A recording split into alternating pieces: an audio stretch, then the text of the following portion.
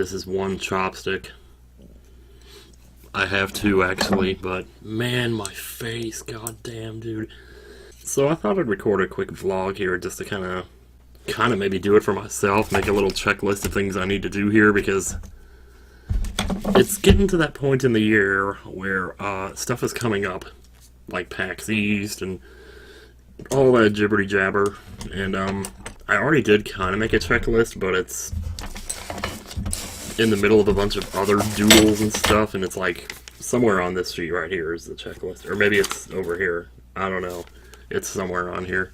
What I decided to do was get a fresh notepad that's not fresh, and we're gonna put our stuff on here. Why does my face look so bad?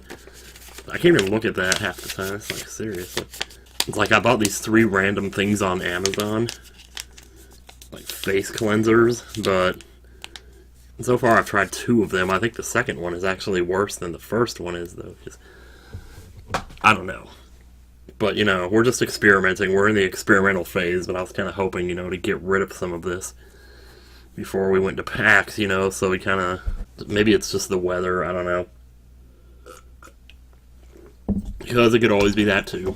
The worst part is, even if I could manage to find a way to stop myself from, you know, constantly reaching up here and touching it, I'd still be doing it in my sleep, so, you know, I can't tell you how many times I've woken up just without even thinking about it. I start reaching up here, and it just feels so freaking good.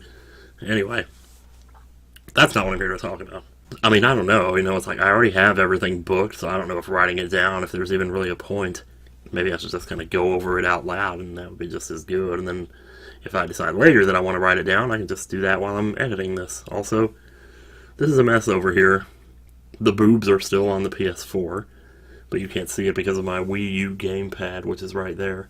I mean, the biggest thing is PAX East, but also we have the Runaway Guys shows. I don't know how many people know about this. I assume everybody does, but yeah, we are doing actual live shows, like in theaters, paid shows that people like pay to come see. That's actually super cool. Just ever since the Game Grumps started doing that, I remember thinking, like, wow, why, you know, it'd be pretty awesome if we could do that, because at least we make it about more than just ourselves, you know? Like, wait, we actually include audience to participate? Whereas their show, as far as I know, I haven't been to one or anything, but as far as I know, their show is just all about them sitting up there playing video games with each other, and I really shouldn't say too much here, because the simple fact is that if it weren't for them, we probably wouldn't be doing this. We probably wouldn't be doing this theater show, because it's actually their touring company that signed us on. So me sitting here saying this is not doing us any favors. But if you can't be honest about your own feelings, what can you be honest about in this world, you know? I don't know. So then, Versus Expo, that's in Chicago on the 19th through the 21st of April. So I'll be going to that. That'll be pretty cool. I'm not really sure what to expect there, but it'll be fun. I guess it'll be like races and stuff. I mean, the whole point of the Versus channel is like racing. You know, that's one thing that you never see at conventions, you know, is like races. It's always, like, the only competitive thing you ever see at cons is like Smash and, you know, like other fighting games, but you never see like people compete in single player games, because I guess people think there's no competition there or something. I don't know. But like, people have been racing single player games on YouTube for a really long time, so it's kind of funny that that's not more of a popular thing at cons. That's the one thing I always hope, like man, if I could go to a con and play Mega Man 1 against somebody, or play Super Ghouls and Ghosts against somebody, play A Link to the Past against somebody, man, that'd be great, you know? Of course, they did kind of have that at AGDQ, though, to be fair. But those are like legit speedrunners, you know, you're not gonna, you know, you got a snowball's chance in hell of really doing anything there, or putting up any sort of competition. I did participate in one. It was like a rando race. It was like 15 other people. But then I couldn't find the mirror, which turned out to be in Skull Woods in this one treasure chest. And I was like, oh, no wonder I couldn't find it. It's like, talk about going as far into the dark world as you possibly can without needing the mirror, you know. But May is going to be the big month. May is going to be the month where I probably literally won't be here. I won't be home for the entire month. And there are numerous reasons for that, at least two of which I can't talk about right now, but which you can probably guess what they are.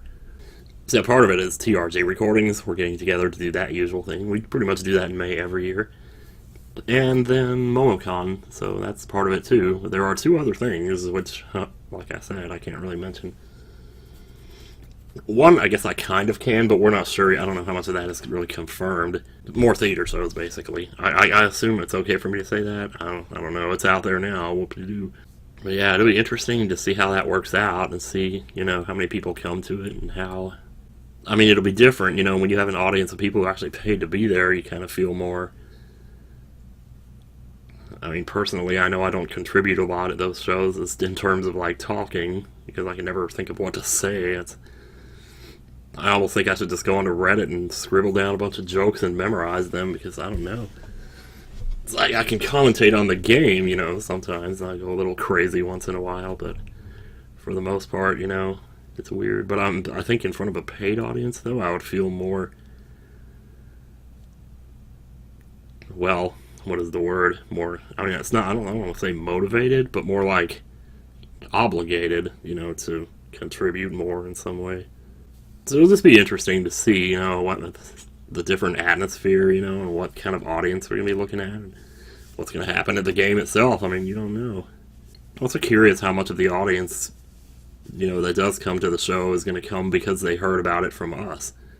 Is anybody going to, come because they see a poster on the street or something? Or is there any potential for that, Because if we have to rely solely on just ourselves to get the word out, it's like normally when you're walking down the street and you see something like that up there, like, oh, hey, we got a Jacksepticeye here or whatever, it's like,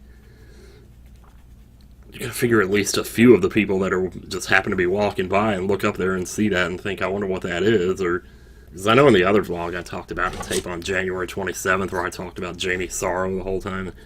I still haven't put that one up yet. It will go up eventually. There's January 27th and February 6th, which is the same 2 days I made tapes in 1992. Apparently I made them on those same 2 days in 1994 as well.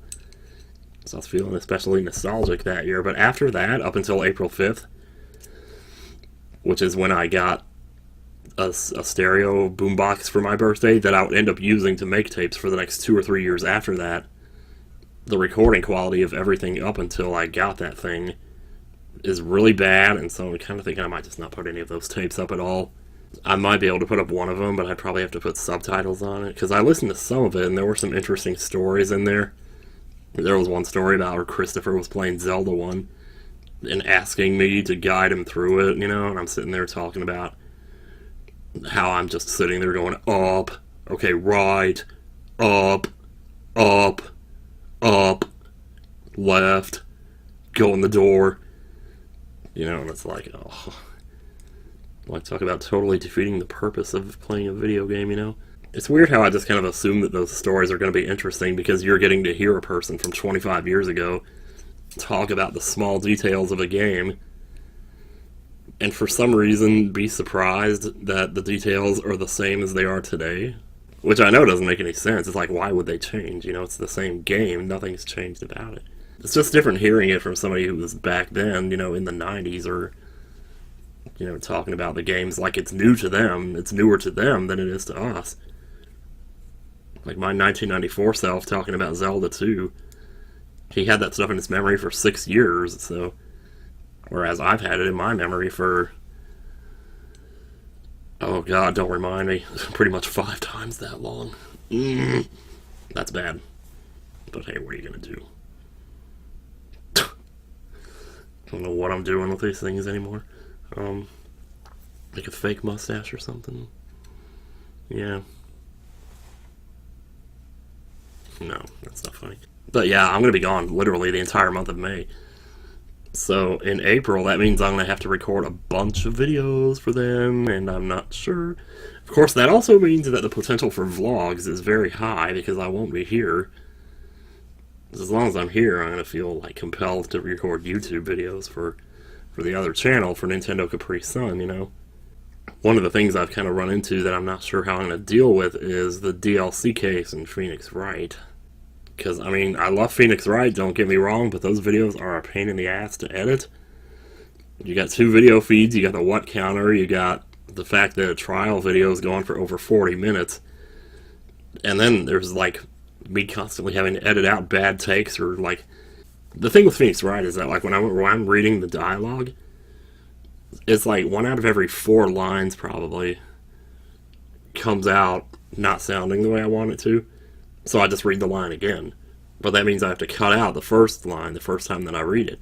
Of course, you can't just cut out the first time that you read it, because then you have this 5-second silence there. So you have to cut out the video, the second video, and the 3DS sound, and take all that out too, and then line everything back up. You know, it's like you have to do that every single time you mess up a line. Well, if you're doing that 3 or 4 times a minute, it's like, ugh. So I'm probably going to end up doing something simple, like more, like another run of Super Metroid Link to the Past randomizer. Because that was a lot of fun. I'd always wanted to do another run of that, so that's pretty likely. I might go back and do Shop Sanity of Ocarina of Time randomizer. There's also a Final Fantasy IV randomizer that I toyed with a tiny bit. Or I could just do a regular vanilla game, like Super Paper Mario or something like that. Or Final Fantasy X too. There's just too many. There's like, oh, there's too many that I've been promising for too long, like Zero Metroid, or Metroid Zero Mission, Metroid Fusion, Illusion of Gaia. If it weren't for that stupid red jewel that you get from the fisherman, I would have done Illusion of Gaia a long time ago. It's just that every time I think about it, it's like, oh, I gotta go write down how to get that one, because I'm not gonna remember when I'm recording, and it's permanently missable. There's Dragon Quest Builders. I wanted to do that one too, because I know part 2 of that's coming out, but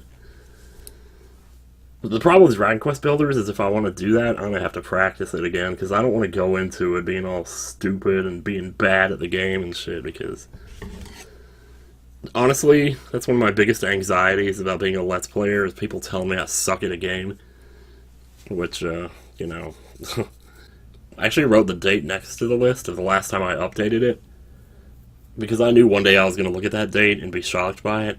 And I did, just a couple of days ago, look up there and look at the date, and I was shocked by it. October 9th, 2017. That was the last time I updated that list. That's why Super Paper Mario wasn't on there. Kirby's Adventure, that's the other one. That's a good game. I could play that.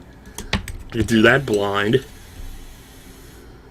You know, so there's possibilities here. I don't know which ones are going to float to the top of the proverbial apple bobbing pool that is my future LPs for the next few months here.